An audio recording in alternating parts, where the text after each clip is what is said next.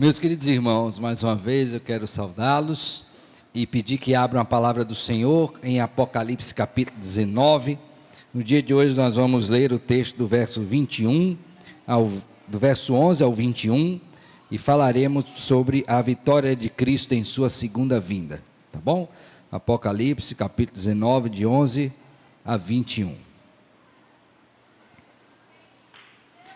Apocalipse 19, 11 a 21. Todos abriram o texto aí, Apocalipse? Nós vamos orar e depois procederemos com a leitura deste texto, tá bom? Deus bondoso, nesta manhã estamos aqui em Tua presença e pedimos que mais uma vez o Senhor seja conosco, agora no sentido de sermos iluminados pelo Senhor. Ajuda-nos, pois, nisto, ó Deus. Esta bênção que é podermos ler a Tua palavra e do Senhor aprender. Fala conosco, toma-nos nas Tuas mãos, a começar em mim. Assim oramos em Cristo, com gratidão e perdão dos nossos pecados. Amém. Então, vamos ler o texto, irmãos. Apocalipse 19, 11 ao 21. Vi o céu aberto e eis um cavalo branco. O seu cavaleiro se chama Fiel e Verdadeiro, e julga e peleja com justiça. Os seus olhos são chama de fogo, na sua cabeça há muitos diademas. Tem um nome escrito que ninguém conhece, senão ele mesmo. Está vestido com um manto tinto de sangue, e o seu nome se chama o Verbo de Deus. E seguiam-no os exércitos que há no céu, montando cavalos brancos com vestiduras de linho finíssimo, branco e puro. Sai da sua boca uma espada afiada, para com ela ferir as nações, e ele mesmo as regerá com cetro de ferro, e pessoalmente pisa ao lagar do vinho do furor da ira do Deus Todo-Poderoso. Tem no seu manto e na sua coxa um nome inscrito: Rei dos Reis e Senhor dos Senhores. Então vi um anjo posto em pé no sol e clamou com grande voz, falando a todas as aves que voam pelo meio do céu: Vinde, reuni-vos para a grande ceia de Deus, para que comais carnes de reis, carnes de comandantes, carnes de poderosos, carnes de cavalos e seus cavaleiros, carnes de todos, quer livres, quer escravos, tanto pequenos como grandes. E vi a besta e os reis da terra com os seus exércitos, congregados para pelejarem contra aquele que estava montado no cavalo e contra o seu exército. Mas a besta foi aprisionada e com ela o falso profeta, que com os sinais feitos diante dela, seduziu aqueles que receberam a marca da besta e eram os adoradores da sua imagem. Os dois foram lançados vivos dentro do lago de fogo que arde com enxofre. Os restantes foram mortos com a espada que saía da boca daquele que estava montado no cavalo. E todas as aves se fartaram das suas carnes. Amém. Amém. Meus irmãos, quando nós lemos esse texto de Apocalipse 19, precisamos ter em mente a cronologia da história da redenção no que diz respeito particularmente à vinda do Senhor Jesus Cristo. Nós sabemos pela palavra de Deus que o Senhor criou todas as coisas, desde o princípio, pelo poder da sua palavra. E todas elas foram criadas, e eis que tudo era muito bom. Mas então veio a queda, e logicamente que na queda do nosso representante federal, que era Adão, todos também caíram, todos pecaram e carecem da glória de Deus. A provisão que intentou o homem dar para aquele problema não foi satisfatória. Ele tentou fazer cinta com folhas de figueira para si, só que isso não cobriu a sua vergonha. Foi necessário, da parte de Deus, uma demonstração de poder e da sua graça, já provendo desde ali o Filho bendito, que haveria de morrer para salvar o seu povo. Gênesis 3,15. Então, toda a história do Antigo Testamento, ela é desenvolvida a partir dessa perspectiva do Messias vindouro. E isso é concretizado na medida em que, conforme o registro dos evangelhos, o nosso Senhor Jesus Cristo vem até nós e habita entre nós encarnado. É isso que a história da redenção nos mostra. E essa primeira vinda do Senhor Jesus Cristo, ela está direcionada para uma obra específica, que eu tenho dito aqui aos irmãos, e reforço mais uma vez. Ele veio para salvar o seu povo dos pecados deles. Mateus capítulo 1. Então, quando você olha para a primeira vinda do Senhor Jesus Cristo, é óbvio, está evidente nos evangelhos, que o que ele veio fazer foi o quê? Salvar o seu povo. Ele vem, cumpre a sua obra, portanto morre, é ressuscitado, depois ele é assunto aos céus, e quando ele chega no céu, ele expulsa de lá aquele que era o nosso acusador, Satanás. E aqui eu já estou entrando na cronologia de Apocalipse. Nesse período que decorre entre a primeira vinda do Senhor Jesus Cristo e a segunda, é proclamado o evangelho a toda criatura. Todos deveriam ouvir o evangelho, e entenda todos os povos, tribos, línguas e nações. E neste período em que Satanás está aprisionado, por conta da vitória do Senhor Jesus Cristo, já na cruz do Calvário, os enviados de Satanás estão também atuando. Nesta ocasião, compreendida entre a primeira vinda de Cristo e a segunda vinda. E, logicamente, que este aspecto relativo à primeira e à segunda vinda são ensinados aos crentes no Antigo Testamento, e os ímpios também deveriam ter conhecimento destas verdades, o que aconteceu. Por exemplo, quando o apóstolo Paulo está no Areópago, discursando àqueles que adoravam até ao Deus desconhecido, lembram dessa porção? Atos capítulo 17. Ao final do seu discurso, ele faz referência à vinda do Senhor Jesus Cristo, mas não mais a primeira vinda, mas ao quê? A segunda vinda. E ali nós temos uma informação muito importante e que vai ajudar você a entender Apocalipse 21. Por favor, abra sua Bíblia aí em Atos capítulo 17. E veja comigo como a perspectiva do apóstolo Paulo, ela é modificada, não no sentido de que ele mudou de ideia, mas de apresentação. Em que sentido, pastor? Ele falou do Deus que criou, falou do Deus que salva o seu povo, mas também afirmou que quando Cristo viesse a segunda vez, a sua vinda não seria mais uma vinda para salvar. E a pergunta é, seria para quê? Nós sabemos que é para julgar. Ele viria não mais como Salvador, portanto para salvar, mas ele viria agora como juiz para julgar todos os seus inimigos sem exceção. E Paulo prega isso. Então em Atos capítulo 17, por favor veja comigo, a partir do verso 30, ele diz assim, ora, não levou Deus em conta os tempos da ignorância, agora porém notifica aos homens que todos em toda parte, o quê? Se arrependam. Essa é a ocasião de arrependimento. Se arrependam. Esta é a oportunidade que está sendo dada. Não perca. Por quê? Veja agora o verso 31.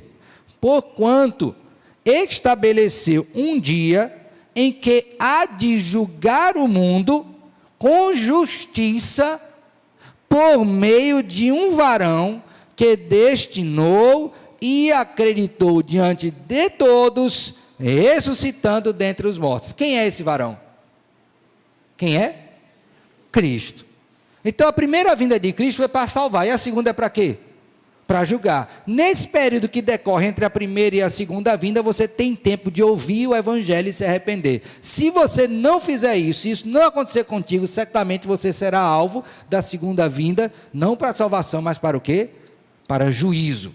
Aí você diria, não pastor, mas isso aqui não é bem assim não. Pois bem, por favor abra sua Bíblia agora, na primeira epístola que Paulo escreveu aos Tessalonicenses, no capítulo 1, é muito importante que você tenha em vista esse pano de fundo, para que você entenda Apocalipse 19, o que está acontecendo ali, tá bom? Então vamos lá, Em 1 Tessalonicenses, capítulo 1, versos 9 e 10, você tem aí o apóstolo Paulo referendando que o procedimento desses crentes em Tessalônica tinha como pano de fundo um desejo, uma aspiração que norteava o proceder deles. Qual era?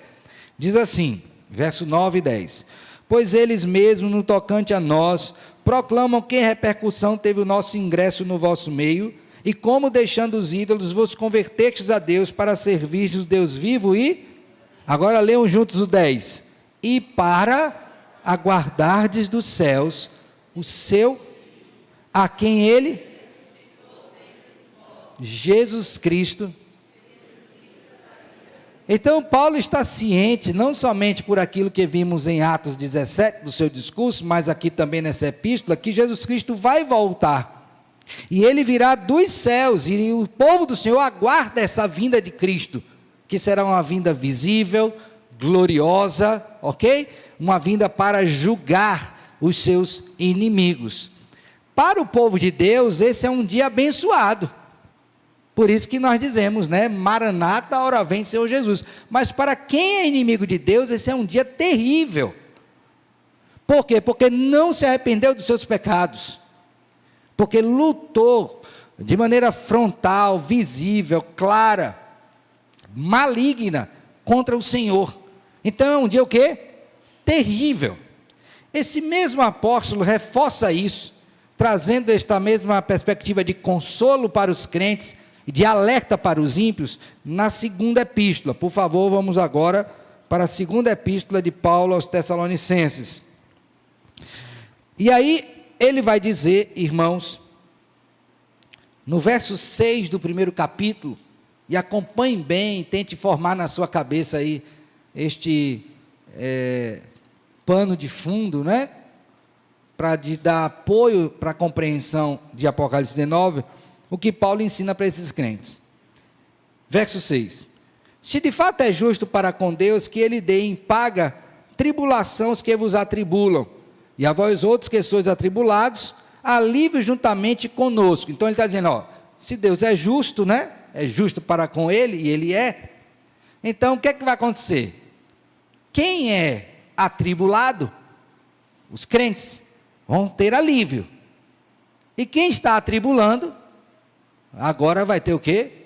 O sofrimento divino. A pergunta é, quando isso vai acontecer se eu estou sofrendo agora? Aí a resposta está na segunda parte do verso 7.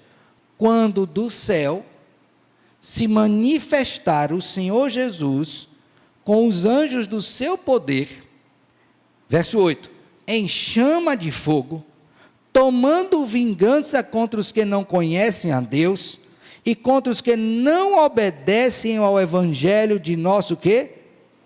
Senhor Jesus. Perceberam? Então, a igreja do Senhor estava sendo destruída nesse sentido. Vocês estão sofrendo agora, é o período que decorre entre a primeira e a segunda vinda de Cristo, mas haverá o dia, e nós temos que aguardar esse dia, em que o nosso Senhor virá não mais como um Salvador, mas como um justo juiz, e retribuirá a cada um conforme o quê? As suas obras. Agora, quando chegamos em Apocalipse 19, e aí eu queria que você agora entendesse, João tem uma visão, e essa visão agora que ele tem, é a visão do céu. E note que existem duas visões distintas nesse texto de Apocalipse. A primeira delas inicia no capítulo 4 de Apocalipse e o capítulo 5, quando você tem uma visão do trono de Deus e percebe que Deus está reinando soberanamente. A partir desta visão, que é dita no capítulo 4 e 5 de Apocalipse, você tem ali descortinado 3 ciclos de juízo, que não são apontados na sequência deles, mas mostrando com maior clareza o que vem acontecendo ao longo dos tempos, clarificando isso, né? Detalhando. Então você tem os juízos. Agora, nesta visão que nós temos aqui, do capítulo 19, verso 11, portanto, a segunda visão do Apocalipse, no que diz respeito ao trono de Deus, João tem uma visão que ela se distingue da outra. Qual é a visão que ele tem? Então, esta visão que nós temos aqui agora é a visão exatamente da ocasião da segunda vinda do Senhor. Na primeira ele vê quem? O Senhor vitorioso, lá diante do Pai, o trono é visto. Está claro isso aqui? Primeira visão, tem os ciclos de juízo, os flagelos, as trombetas, ok? Essa segunda visão, agora quem é que ele vê? O Senhor Deus, Jesus Cristo, vindo segunda vez. Lembre, a primeira foi para quê? Salvar. E a segunda? Para julgar. E é exatamente o que vai acontecer aqui agora. Então, no dia de hoje nós vamos falar sobre a vitória de Cristo em sua segunda vinda, que começa aqui, logicamente, que é quando se manifesta a visão, e se estende até o verso 15 do capítulo 20, porque agora são destruídos os dois últimos inimigos do Senhor, né? Que tem aqui, na verdade, os três últimos: a besta que emerge do mar, a besta que emerge da terra e também o dragão, que é Satanás. No dia de hoje, as duas bestas morrerão, e o capítulo 20 é todo ele reservado para apontar acerca da morte do inimigo das nossas almas, o dragão, que é Satanás. Então vamos analisar essa primeira batalha que o Senhor tem aqui, conforme viu João. Bom, verso 11, viu o céu aberto. Ele já, como eu disse, essa é qual? A segunda visão do céu. Só que quando ele vê o céu aberto agora, ele se depara com a figura de um cavalo branco. E lembre que não é a primeira vez que isso acontece no texto, e a ideia de cavalo branco é exatamente do cavalo que era usado pelos generais quando estes eram vitoriosos em suas batalhas. Eu lembro que lá atrás eu ainda fiz a referência aos irmãos daquele filme Gladiador, não é? Quando volta o César lá vitorioso, ele vem em qual cavalo? Cavalo branco. Então, não era à toa que esta figura está sendo usada aqui, exatamente para mostrar que aquele que está vindo, ele é o vitorioso. Ele não será, ele já é o vitorioso, é uma garantia. Então, Deus está agora efetuando a vitória que já foi realizada no primeiro momento, quando ele ressuscitou dentre os mortos, agora trazendo juízo sobre os seus inimigos. Então, ele vê um cavalo branco, e montado neste cavalo está um cavaleiro. Quem é esse cavaleiro? É o próprio Senhor Jesus Cristo. E nos versos de número 11 até o 16, você tem a descrição desse cavaleiro, que é o Senhor Jesus Cristo, mostrando não somente os seus atributos, mas também as suas obras. Então, o que é que João está recebendo como visão?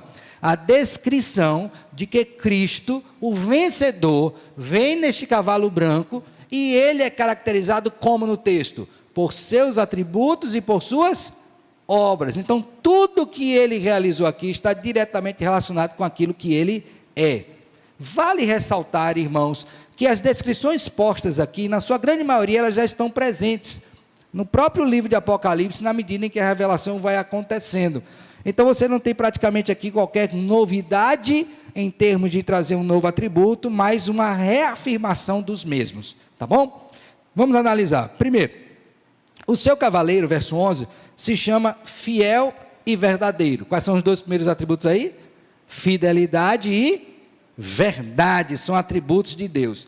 E isso está diretamente relacionado com a sua atividade de juízo. Por isso que ele diz, o seu cavaleiro se chama fiel e verdadeiro, e julga e peleja com o quê? Com justiça. Então, o nosso Senhor Jesus Cristo, o nosso Rei vencedor, ele é fiel, portanto, ele cumpre a sua palavra, e ele é a própria o quê? Verdade. Nele não há mentira, não há engano nenhum. E logicamente que essas coisas são postas aqui em contraposição àquilo que os inimigos representam. Eles não são fiéis e eles não são o quê? Verdadeiros. Na verdade, eles são infiéis e são enganadores. Com eles está a mentira.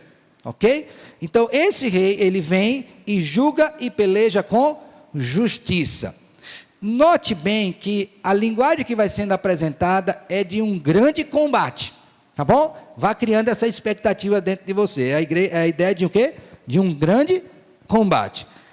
Aí diz mais, verso 12. Os seus olhos são como o quê? Chama de fogo. São chama de fogo. Por que isso? Lembre bem, irmãos, toda vez que você for ler isso aqui, você tenta mentalizar essa figura, tá? Você imagine olhar para alguém cujos olhos são como chama de fogo. O que é que geralmente o fogo faz? Ele consome, ele purifica, ok? Ele revela. Então, quando diz assim que os olhos são como chama de fogo, é um olhar perscrutador, do qual ninguém pode se desviar e que desnuda a pessoa de alta a baixa, além de trazer juízo. Ok? Então, esta é a ideia. Olhos como o quê? Chama de fogo. E esta, inclusive, é uma das próprias apresentações que o Senhor Deus faz acerca de si mesmo, quando envia uma daquelas cartas às igrejas ali da Ásia Menor, capítulo 2 e 3 de Apocalipse. Na sua cabeça, diz, há muitos diademas. O que há diferente? Alguém poderia olhar para esse texto e dizer assim, não, mas o inimigo do Senhor também tem diademas. Só que aqui tem uma questão que diferencia. É que lá tem um número preciso. Aqui são o quê? Muitos. Por que João recebe a visão usando esse intensificador? Exatamente para mostrar a superioridade daquele que porta esses diademas, que são o quê? Muitos. Então, em outras palavras, está dizendo o seguinte: ele é muito mais superior do que qualquer outro. Não há quem se compare a ele. Ele é único, ele é distinto de todos os demais. De tal sorte que os diademas são o quê? Incontáveis. São muitos. Não há como precisar. Então, isto aqui traz o quê? A superioridade deste cavaleiro que é o Senhor Jesus Cristo. E diz mais: e ele tem um nome escrito que ninguém conhece senão o quê? Ele mesmo. Aqui, de fato, não há como saber qual é esse nome, tá? Há uma referência também acerca disso quando se escreve às igrejas da Ásia Menor, que receberia um nome escrito numa pedra, lembra disso, né? Mas é como se você estivesse guardando aqui a cereja do bolo para aquela ocasião específica, quando nos veremos face a face com o Senhor e o veremos como de fato Ele é. Ok? Então, Ele está guardando esta ocasião. Ele diz que tem um nome, ninguém conhece, certamente o próprio Senhor Jesus conhece, mas nós não temos ainda esta revelação de que nome é este. Então, Ele está reservando isso para aquele dia especial. E ele também está vestido com um manto tinto de sangue. Quando você olha essa expressão, manto tinto de sangue, você pode pensar assim, mas espera aí, ele não deveria ter um manto limpo, alvo? Aqui é o seguinte, quando ele vai pisar o lagar, que está no verso 15, ele vai com vestes santas. E logicamente que quando ele vai com essas vestes santas, que são alvas, que ele pisa o lagar, aquela cor das uvas sobe e atinge o seu manto. Só que o ato de pisar e o lagar é esmagar os inimigos. Em outras palavras, o que está sendo dito aqui? O seu manto está tinto por conta do sangue dos inimigos. Então imagine um guerreiro que ele vem da batalha, e quando ele volta da batalha, ele vem com as marcas do combate. E uma delas é o salpicar, não é? O sangue salpicado em suas vestes. Por isso que você está vendo aí que ele veio, né, montado em cavalos brancos, ele vem, e o manto tinto de sangue, e o seu nome se chama o quê? O Verbo de Deus. Meus irmãos, não é também sem razão que João usa esta expressão. Por favor, veja comigo o Evangelho segundo escreveu João, no capítulo de número 1. Observe que o mesmo Deus que inspirou ao apóstolo João escrever Apocalipse, também o fez no Evangelho. E logo no início do Evangelho, no capítulo 1, portanto, verso 1, nós temos algo acerca do Verbo de Deus. Por favor, veja comigo. João capítulo 1, verso 1. Posso ler? Abriram aí? Então vamos lá. No princípio era o Verbo, e o Verbo estava, e o Verbo era... Então, quem é o Verbo de Deus? Cristo. Agora, por favor, verso 3. Ele estava no princípio com Deus. Quem é que estava no princípio com Deus? O Verbo. E quem era o Verbo? Cristo. 3. Todas as coisas foram feitas por intermédio dele, e sem ele nada do que foi feito se fez. Quem foi esse através do qual todas as coisas foram feitas? Cristo, o Verbo. E aí quando chega no verso 14 desse mesmo capítulo, agora eu queria que vocês lessem juntos o que é dito. E o Verbo...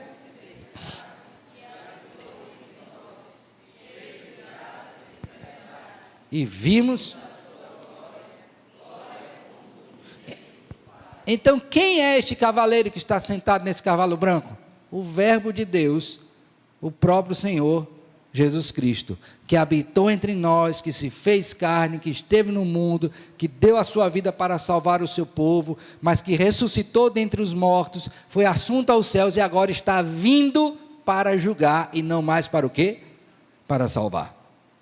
Está claro isso aqui, irmãos? Retomando então, verso 14. E este que está sentado, assim trajado e descrito, verso 14, seguiam-no os exércitos que há no céu. Então, o rei vem com o seu exército. Montado também o exército, né? Cavalos brancos, com vestiduras de linho finíssimo, branco e puro. Note que cena maravilhosa temos aqui diante dos nossos olhos. O céu se abre, eis que aparece um cavalo branco, um cavaleiro fiel e verdadeiro sentado nele. Ele está bem trajado, ele tem diademas na cabeça, é uma veste suntuosa, mas suas vestes estão sujas, ok? São salpicadas, tintas, mas as vestes do seu exército estão como? Também tintas? Então a impressão que dá é a seguinte, peraí, houve uma batalha, e que só o rei batalhou? E esses outros aí fizeram o quê? Porque se ele batalhou e está sujo com a sua roupa, os outros também não deveriam estar? Porque teve uma peleja. Só um se sujou? E os outros? Note bem isso que eu estou fazendo pergunta, tá? A questão da peleja, agora de só um com a roupa suja e os outros todos com as roupas como? Limpinhas. Limpinhas, tá? Prosseguindo, guarda essa informação aí.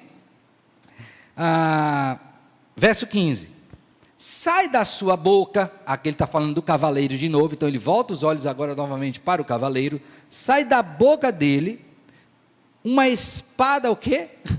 Da boca do cavaleiro, uma espada afiada, para com ela ferir o quê? As nações. Para que rapidinho, volta lá para 2 Tessalonicenses capítulo 2, por favor. Lembra que Paulo está falando da vinda de Cristo, e ele diz algo lá importantíssimo sobre a vinda do Redentor, e o juízo que ele trará sobre os ímpios, tá bom? Abrir aí, 2 Tessalonicenses, capítulo de número 2. Verso 1, vou ler a partir daí, preste bem atenção, tá?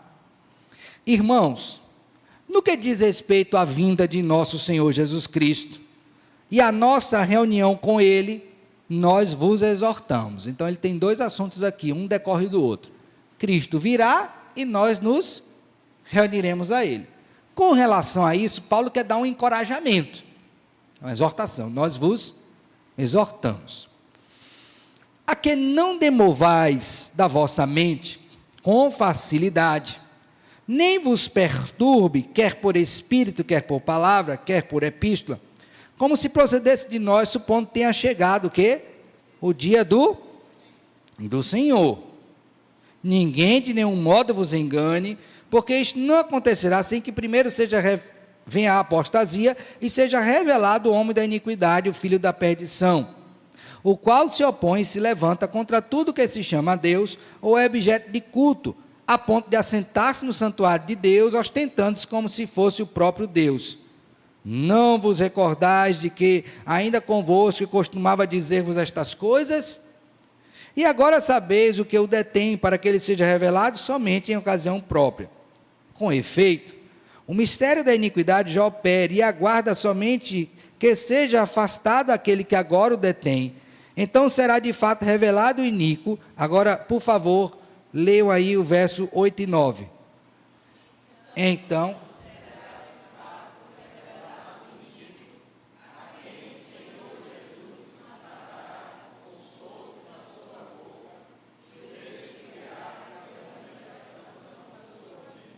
Está vendo? Como é que ele vai matar? O sopro da sua.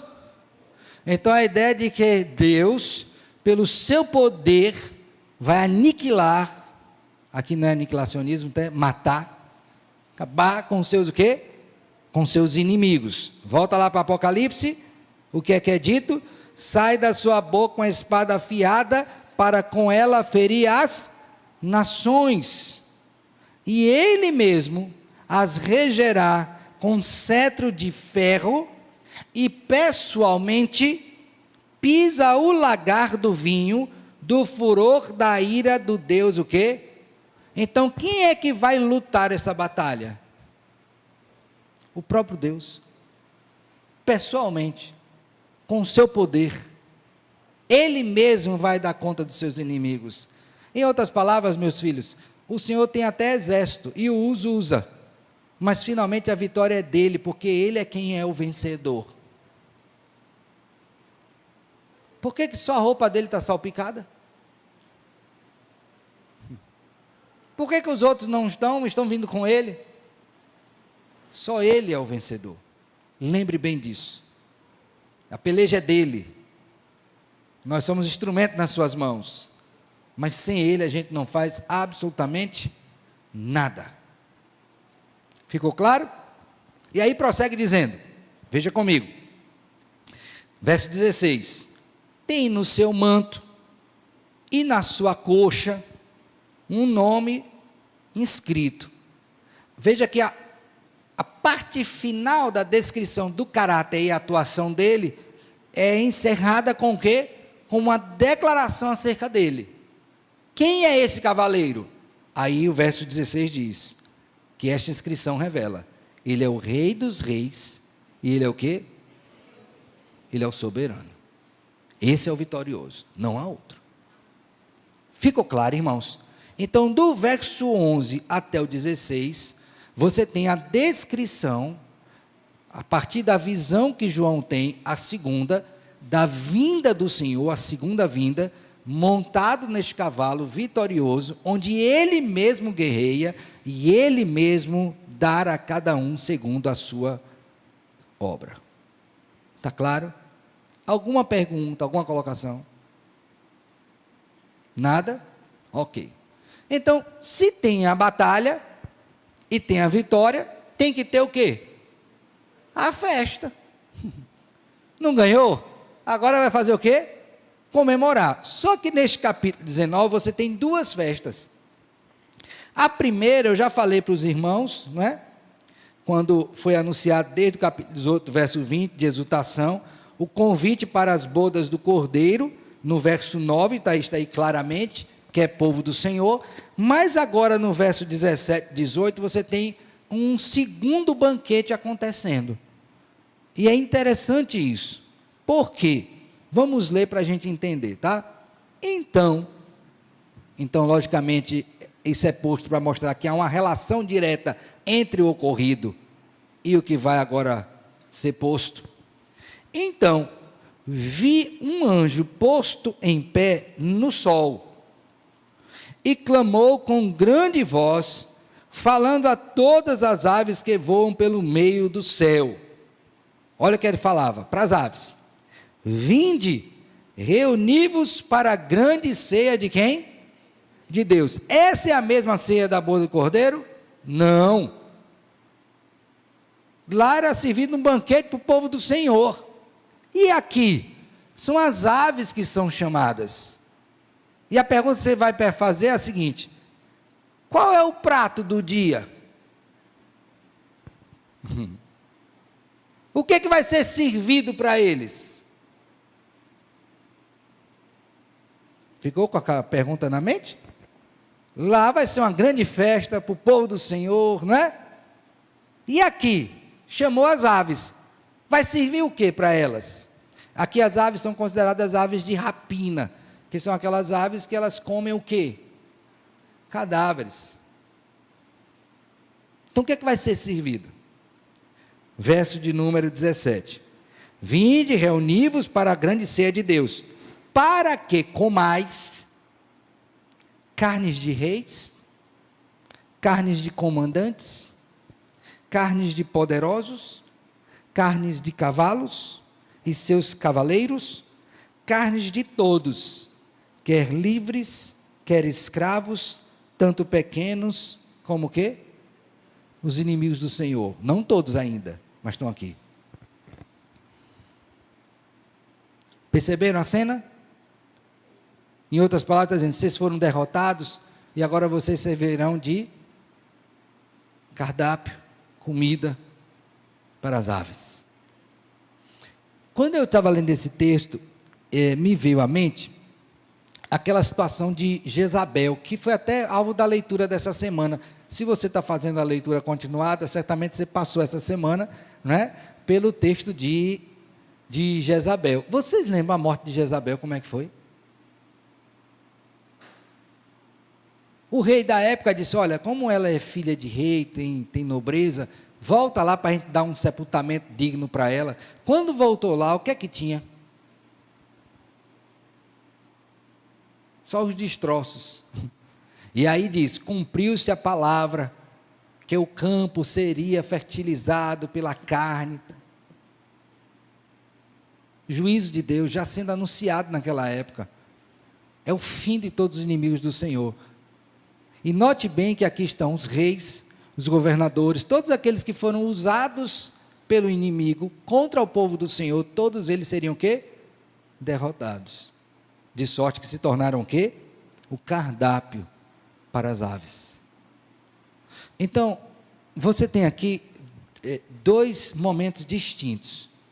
Um primeiro de grande alegria, onde o povo do Senhor é convidado às bodas do Cordeiro, é um momento de exultação, de louvor, como foi recomendado, e você tem um momento de grande terror, porque é a ocasião em que o Senhor Jesus vence os seus inimigos, e eles são finalmente expostos a todo o juízo que Deus tem reservado para eles. Está claro isso aqui?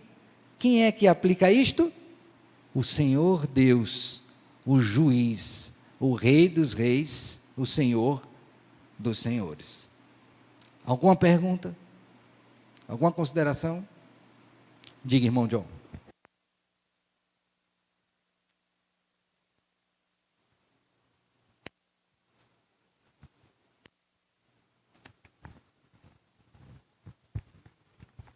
Pastor, em consideração aqui, que vai ser dito, o senhor falou que o manto vermelho de Jesus, quando ele desce do céu, é referente ao...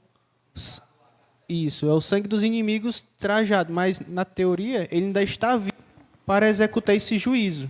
Boa. Então, eu não poderia considerar também que esse manto vermelho, diferente de todo o seu exército, seria aquele sangue que ele mesmo derramou, o sangue dele, que está, no caso, tingindo, o sangue que ele na cruz está tingindo o próprio manto dele, que no caso era branco, mas agora é o sangue dele vermelho para efetuar a justiça.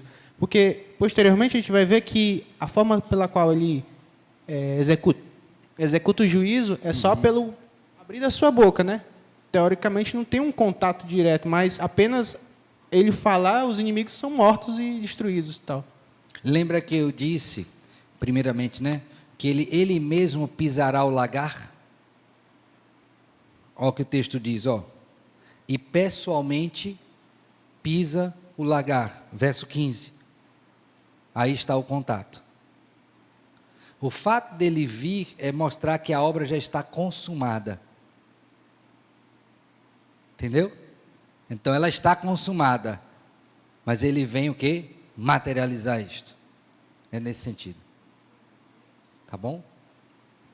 Mais alguma pergunta? Diga, irmã Rosa. Ali, por favor. Obrigado, Diácono Wagner.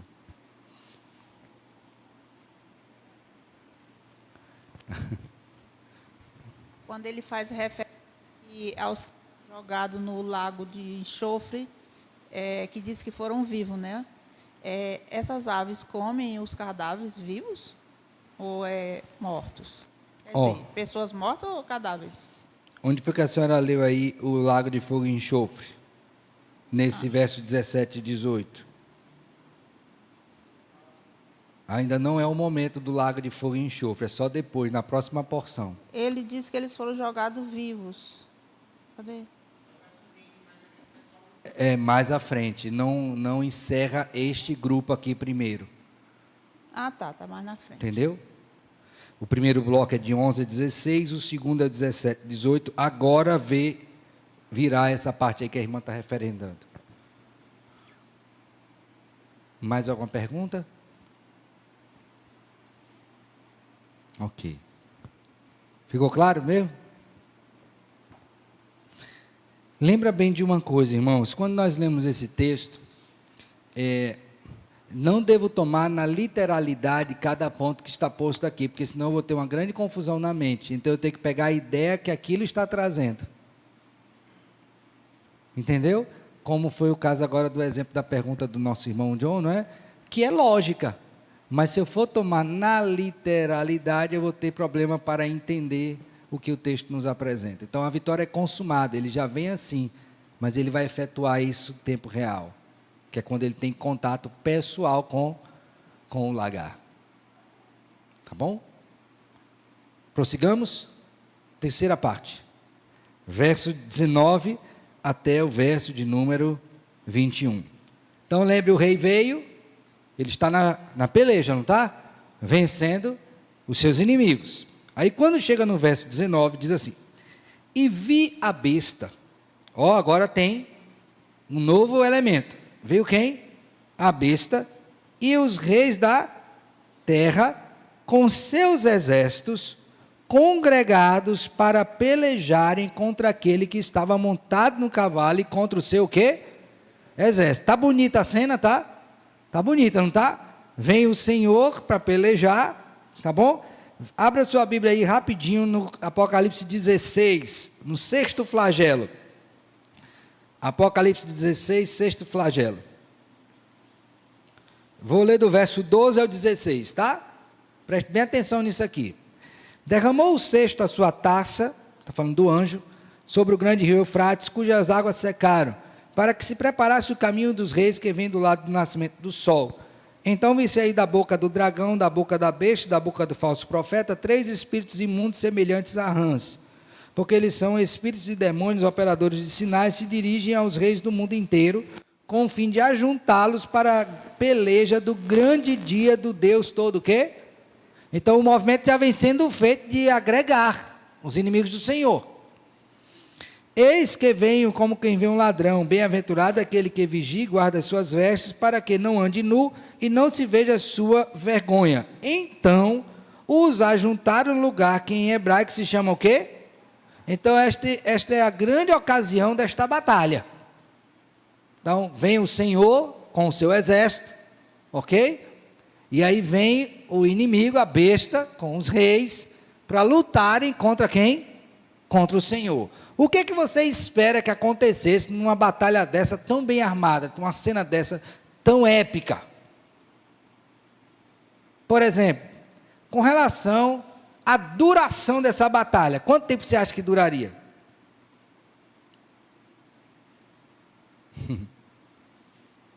Olha, são 2 fortes, né? Quanto tempo duraria? Com relação às baixas, quanto morreria de um lado e quanto morreria do outro?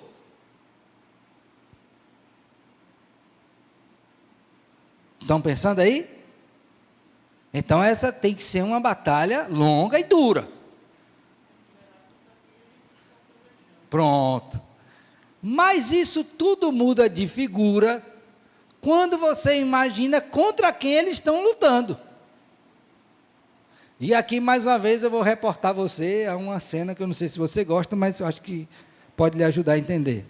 Você tem aquelas lutas de MMA, não é? Tem gente que não gosta que aquela coisa toda, não vou entrar na questão do gostar, mas eu quero citar o exemplo. Você já viu aquelas lutas que o cidadão entra e parece que ele é o grande campeão e tal, e aí você fica acordado até de madrugada, entra pelo dia do Senhor adentro esperando a luta, não é? aquela preparação toda, não sei se você já fez isso, e aí começa a luta, aquele negócio entre o cara todo vestido, aquela pompa toda e tal, aí apresenta, aquele apresentador diz quem ele é, o peso, quantas vitórias, você fica naquela expectativa, aí o juiz vem, o cara bota o microfone aqui debaixo dele, né? Aí ele fala, aí diz as regras e tal, aí está preparado, separa, e aí diz para começar a luta. No primeiro combate que o cara tem, o contato, o cara dá um golpe, o outro cai no chão.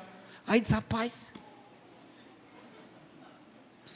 Aí eu acho que o seu coração veio o arrependimento. Rapaz, eu fiquei acordado a noite todinha para ver essa luta que não durou nem 30 segundos.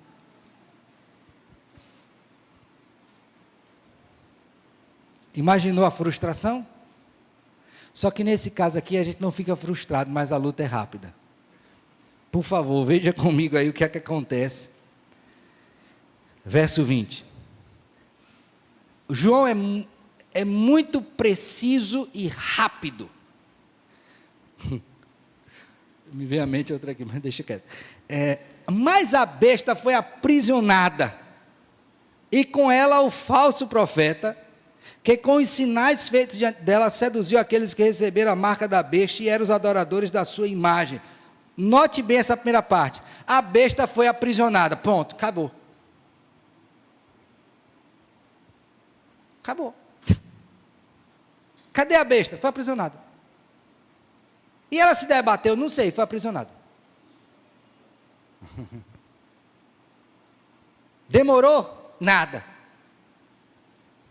Foi aprisionada. Ponto. A descrição que há aqui é a descrição no que diz respeito ao que ela fez, mas não da luta. Em outras palavras, está mostrando por que foi assim com ela. Prosseguindo. Os dois, ela junto com o falso profeta, né? Os dois foram lançados vivos dentro do lago do fogo que arde com enxofre. Mais uma vez a descrição que precisa. Quem foram os dois lançados aqui? A besta que emerge do mar e a besta que emerge da terra, o falso profeta. Esses dois foram lançados. Não os reis. Só a besta, que emerge do mar e a que emerge da terra. Novamente, demorou para descrever? Não. Foi aprisionada e lançada lá no fogo. Acabou. Por hora. Os restantes, a irmã Rosa, foram mortos com a espada que saía da boca daquele que estavam montado no cavalo. Então você tem um destino particular para as bestas e um destino para aqueles que acompanham. No caso das bestas, foram para onde?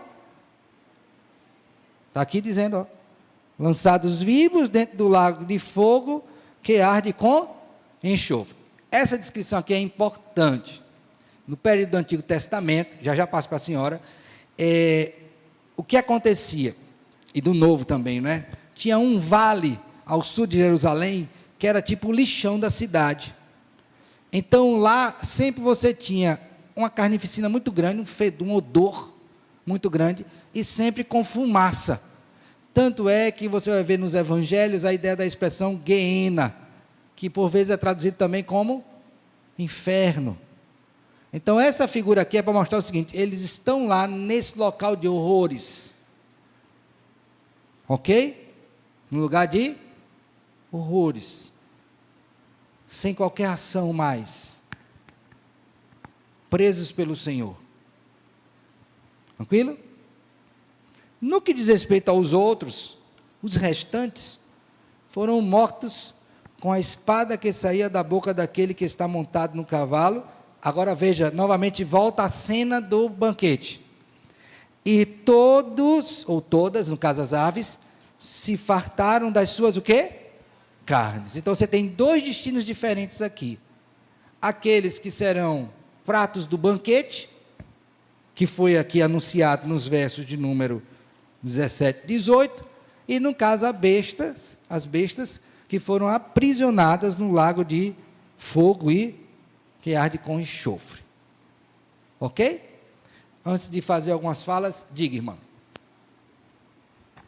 Na verdade, um paralelo entre comido pelas aves Sim. e os que foram jogados no lago de fogo do enxofre. Ok. A minha pergunta foi se os que foram comidos pelas aves estavam vivos, ou se...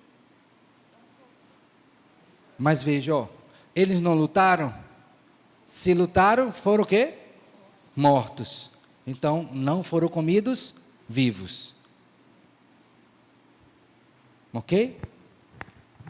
Embora essa seja uma conclusão lógica, mas esse não é o foco do texto. O foco é mostrar que esses que eram inimigos se tornaram o quê? Cardápio das aves. Tá bom? Diga. Só um instante aqui, só para chegar o microfone para o povo ouvir. Diga. Então, nesse sentido, eu posso considerar que as aves, esse convite às aves era só uma certeza da derrota do... Exatamente, da derrota dos inimigos. Como é que a gente sabe disso? Que eles serão consumidos. Mais alguma questão? Nada? Diga ali, irmão Leonardo. Pastor, só queria saber, assim, com relação... bem no capítulo 19, ele fala na peleja, né? É uma batalha. Ok. Mas se eles já sabiam quem ia perder, por que eles pelejaram?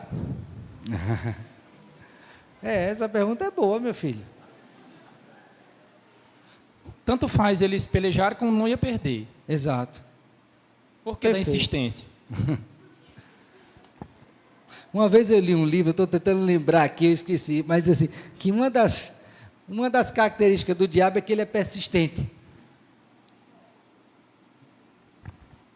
O fato de Deus ter determinado todas as coisas na eternidade, ele não tira a responsabilidade dos agentes morais.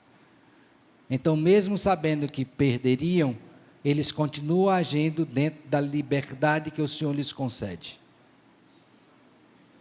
Ok? Entendeu? Então, eles sabem que vão perder. Eles sabem que resta pouco tempo. Mas mesmo assim, ele o quê? Continua, porque o alvo deles é levar o máximo que eles puderem, embora ele já saiba que tem também os eleitos para a perdição. Ok? Você já está com o microfone? Depois para ti lá, tá? No caso também, acredito que o exército que estava junto com as bestas, após verem os sinais que eles fizeram, talvez pensasse que teriam alguma chance, né, enfrentar o cordeiro, né? Mas lembre o seguinte, é possível que tenha esse engano no coração, que a gente não sabe a profundidade. Mas uma coisa que fica evidente quando os flagelos aconteciam, por favor, volte sua Bíblia aí para o capítulo 16, verso 9 e verso 11. Olha uma coisa que acontecia, mesmo diante dos flagelos, tá?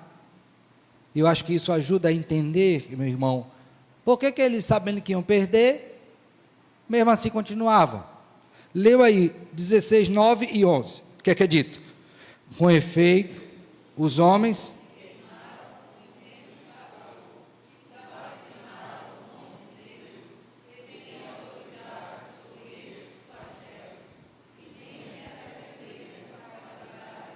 Agora veja o 11. E blasfemaram.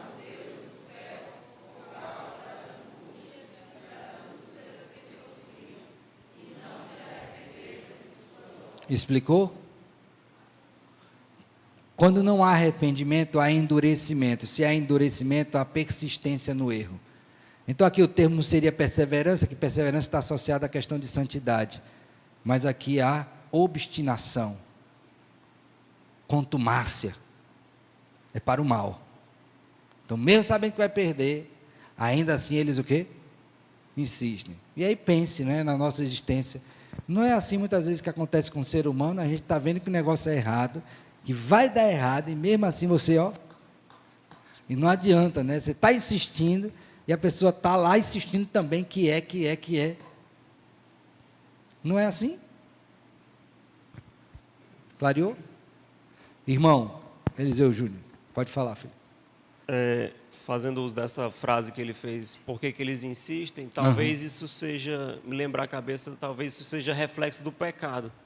Porque assim como nós somos regenerados, fomos selados pelo Espírito para o dia da redenção, ainda assim nós entristecemos esse Espírito e ainda assim nós pecamos contra Deus, mesmo sabendo de onde viemos e para onde vamos. Ainda assim.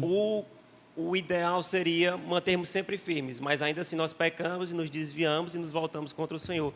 Talvez dessa mesma forma por causa do pecado que tem neles, só que no nosso caso nós somos lavados, purificados e não seremos destruídos, mas no caso deles, ainda assim sabendo de onde vieram e para onde vão, ainda assim se levantam contra o Deus, só que no caso deles, sem advogado. É um embrutecimento, né? Lembra, uma natureza não regenerada, natureza humana me refiro, é descrita por Paulo, Efésios 4, como alguém embrutecido, sem entendimento. Então, mesmo diante de tanta clareza, ainda assim eles perseveram no erro. O pecado faz isso, né? Deixa o coração duro e insensível. Ok? Mais alguma questão? Irmã Liliane. Pastor, o que seria essa marca da besta? Está onde aí que você está lendo? É 20, o verso 20. De qual? Do 19? Isso. Ah, tá. Seduzir aqueles que receberam a marca da besta e eram os adoradores de sua imagem. Essa marca da besta, ela surge em capítulos anteriores, é uma referência a todos aqueles que não têm a marca do Espírito de Deus, o selo. Aí diz, e o número da besta é 666, ou seja, nós não sabemos especificamente. Tem gente que dizia que era o código de barra, tem outro que não. A questão não é literal, mas no sentido de identificar, uns são do Senhor e outros não são do Senhor. E a maior identificação, talvez não seja visível, mas de obras, não seja um selinho, mas a prática. Entendeu? Tem mais alguma pergunta? Lá atrás, Josemar, seminarista.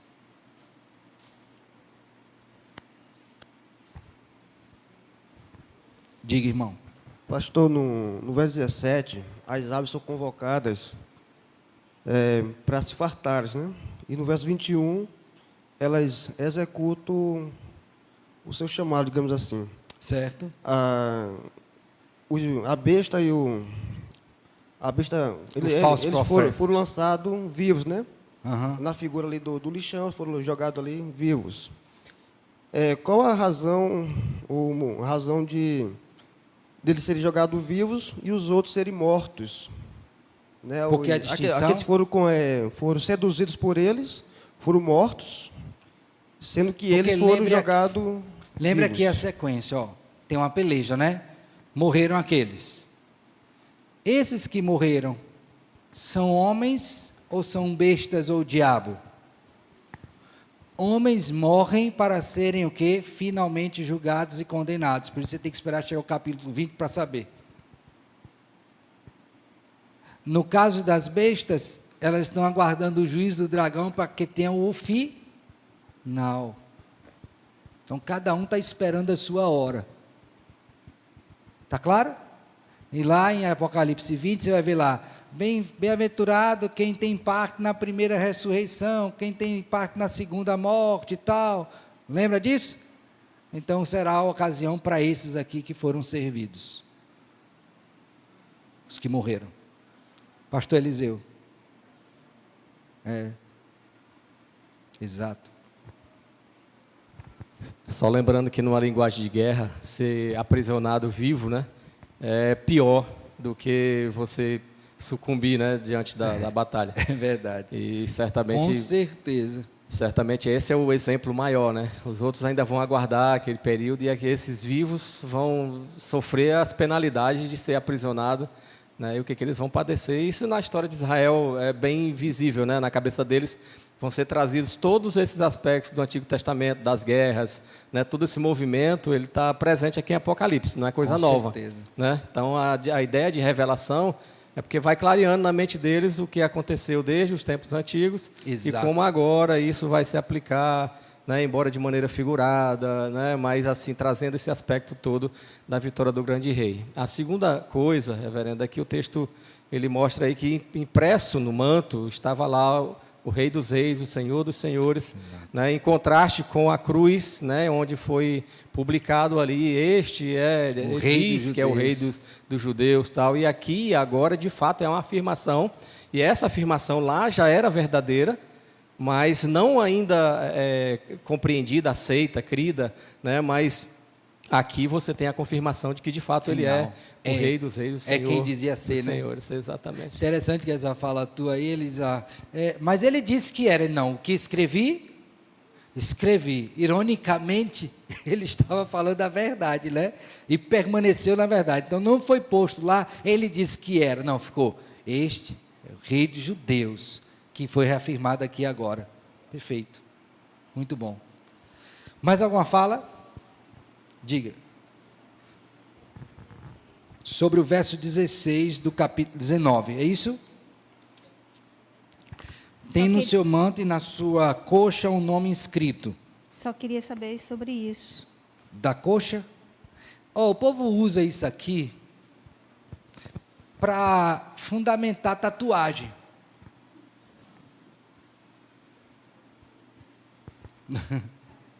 Você já viu isso? Vocês nunca ouviram esse argumento? Pois não use não, que não tem nada a ver. Fico triste agora de ter dito para vocês, era melhor que vocês morressem na ignorância disso. Mas o povo usa isso aqui para fundamentar a tatuagem. Tem nada a ver. Aqui era uma marca que está relacionada com aqueles que eram os vitoriosos da época. Uma alusão à soberania. Veja que está no manto e na coxa, mas não quer dizer que aqui está aludindo a tatuagem. Por quê? Quando o cavaleiro vinha, ele vinha montado no seu cavalo, não era? Então você imagina uma pessoa montada no cavalo, ok? Com o manto. Quando ele monta, logicamente que ele não pode ir com o manto arrastando embaixo. Então ele puxa o manto. Na hora que ele puxa o manto, o que é que aparece de um cavaleiro? A sua perna. Então está gravado. Então ainda que ele perca o manto, tem gravado na perna. Ele é. Então, por favor, não vão usar esse texto para tatuarem o corpo. Não é isso que a Bíblia diz. Está claro? Alguém ia fazer outra, irmã Raimunda?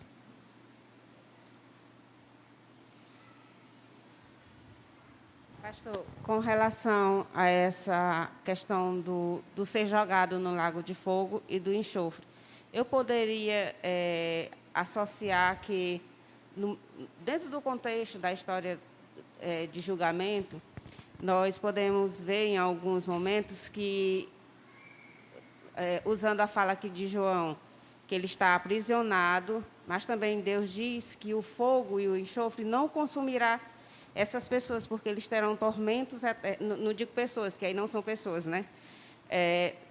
Haverá aí um tormento eterno, ele sofrerá durante toda a eternidade. Seria por isso que eles teriam sido jogados?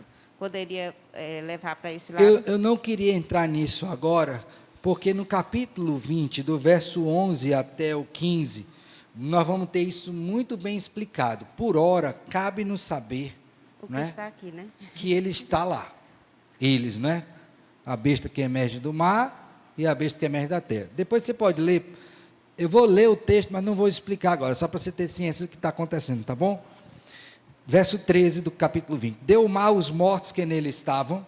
Olha aquela pergunta de que os que morreram para serem consumidos, o que vai acontecer? A morte e o além entregaram os mortos que neles havia. E foram julgados um por um, segundo o quê? Então, quem morreu vai ter que comparecer perante o trono para ser julgado. Então, a morte e o inferno foram lançados para dentro do lago de fogo. Aqui é um ponto. Isso aqui vai dar pano para manga, né? Mas todo mundo tem a ideia que vai para o inferno, né? E o inferno vai para o inferno. Não é isso que o texto nos dá a entender? E aí ele diz mais, ó, esta é a segunda morte, o lago de fogo. Então eu gostaria de reservar essa pergunta, que a irmã fez, que é boa, para quando chegar nesse ponto, para que a gente entenda o conjunto todo. Porque senão vai ficar uma coisa parcial e pode ser que complique mais. Nesse momento, basta-nos saber que eles foram lançados neste local. Tá bom? Tem um pouquinho só de paciência, mas nós vamos chegar lá com fé em Deus. Mais longe estivemos. Não é? Saímos do 1, já estamos no 19. Vai chegar lá, viu, filha? Mas guarde essa pergunta, porque ela é importante e será esclarecida nesse ponto. Dito isto, tem mais alguma coisa? Senão vamos às aplicações aqui. A primeira aplicação que eu gostaria de fazer, olhando para o texto, é muito simples, porém eu creio que seja muito importante. Lembre-se que Jesus retornará com poder para julgar todos os seus inimigos e a sua vitória é certa. Lembre disso. Jesus vai voltar. Primeira vez ele veio para quê? Salvar. E a segunda? Julgar quem? Seus inimigos. Uma parte deles ou todos eles? Todos. E paira alguma dúvida se ele vai conseguir ou não? Nenhuma dúvida. A vitória é certa. Ele só vai consumar o final disto quando da sua segunda vinda. Então, o que eu como crente tenho que fazer? Sabendo que a vitória é certa? Se você for inteligente, sábio, dado por Deus, você vai se guardar até a vinda do Senhor. Não titubeie, não. Não brinque, não vacile, não ache que você pode andar por aí pecando, achando que é uma historinha, não vai acontecer. Não, fique firme. Busque ao Senhor. Vigilância. Porque Ele vem como o ladrão. Você não sabe. Esse dia foi reservado. Então, esteja sempre o quê? Preparado. Não vacile, meu irmão. Minha irmã. Não vacile. Jovem. Senhor, senhora, não vacile. Fique atento. Jesus voltará. Isso é certo. E Ele não virá para brincadeira. Ele virá como um justo juiz. Lembre disso. Para você que não teme ao Senhor ainda, portanto, ainda está no grupo daqueles que, mesmo diante de tantos sinais, permanece endurecido, empedernido, eu quero dizer para você, deixe de sua tolice, viu? Não seja tolo. Você está ouvindo o Evangelho a sua vida todinha e você permanece endurecido, tolice. Quando Jesus vier, eu quero saber o que é que você vai apresentar para Ele. Suas obras? Seu sangue? Ou você está nele, ou você está perdido. Por toda a eternidade. Não é para o resto da sua vida não, tá? É por toda a sua eternidade. Não brinque com isso. Isso é muito sério. Quantos avisos solenes foram dados pelo Senhor, quantos alertas, quantos sinais feitos, sua palavra sendo pregada, anunciada, e você ainda continua endurecido, sem se arrepender? Você está esperando o quê? Está esperando o quê? Portanto, tome consciência de seus pecados, pela graça de Deus isso acontece, e peça que Ele te conduza ao arrependimento enquanto há tempo. Porque depois que Jesus abrir aquela porta, e vier, meu filho, acabou-se. Você não terá mais tempo. Como Esaú, que vendeu o seu direito de primogenitura, e com lágrimas, buscou a ocasião de arrependimento e não teve mais. Não teve mais. Então Jesus virá. Se arrependa. Busca o Senhor. A outra coisa que eu queria que você pensasse, irmão, é a seguinte: você já viu, percebeu, como você tem um rei poderoso? Ele não precisou de muito tempo para vencer os nossos inimigos. E quão bom para nós, irmãos, é sabermos que somos servos deste rei. Que bênção é, que alegria nós sabemos que o nosso rei é este rei todo-poderoso. Ele não está no grupão dos reis, não, ele é o único, ele é o soberano. E você faz parte deste exército. Você é parte desse povo pela graça de Deus, se alegre nisso. Exulte ao Senhor, bendiga o nome do nosso Deus. Foi o convite que foi feito no capítulo 19, no seu início. Reina o Senhor, o nosso Deus Todo-Poderoso. Alegre-se nisso. Exulte e jubile. O nosso rei é o Rei dos reis, o Senhor dos senhores. Todo joelho e toda a língua que Jesus Cristo é Senhor, para a glória de Deus Pai. Ele é o Rei e nós somos o seu povo. Que bênção! Eu não sei quantos motivos de tristeza você tem hoje, e é possível que você tenha muitos, mas eu estou te dando aqui a razão da sua maior alegria, que é o Senhor Jesus, e você ser servo dele.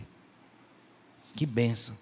Diante disso, irmão, qual problema é maior do que esta bênção? Qual o problema? Pode ser difícil, maior não é. Porque o nosso grande problema, Cristo já resolveu.